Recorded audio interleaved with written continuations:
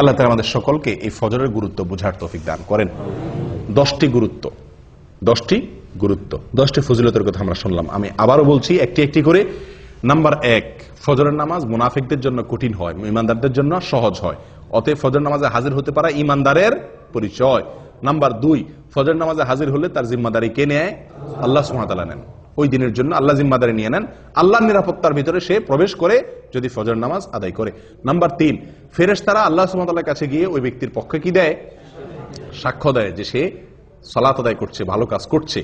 Number 4, যদি কেউ ফজর নামাজ জামাতের সাথে আদায় করে তো আল্লাহ সুবহানাহু ওয়া তাআলা তাকে সারা রাত দাঁড়িয়ে তাহাজ্জুদের নামাজ পড়ার সওয়াব, নফল নামাজ পড়ার সওয়াব দান করেন।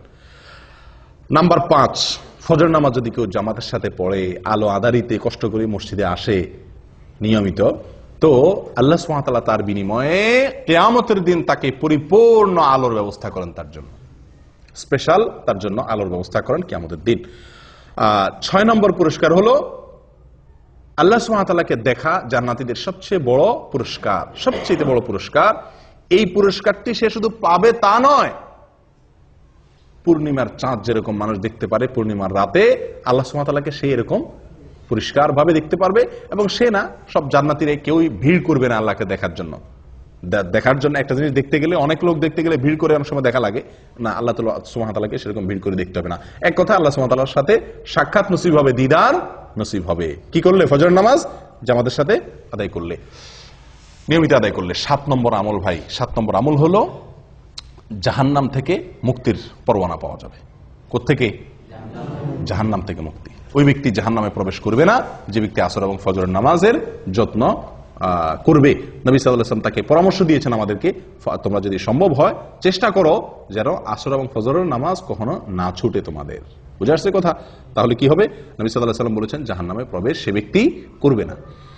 8 নম্বর আমল হলো সকালের সময়ের জন্য নবী সাল্লাল্লাহু আলাইহি ওয়াসাল্লাম কি করছেন? দোয়া করেছেন। কিসের দোয়া করছেন? বরকতের দোয়া করেছেন।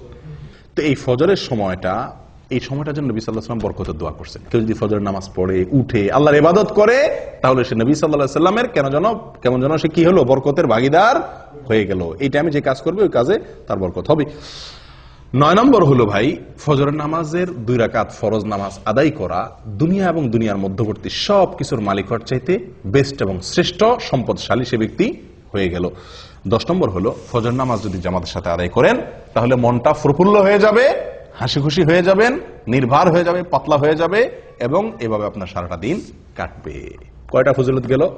10টা।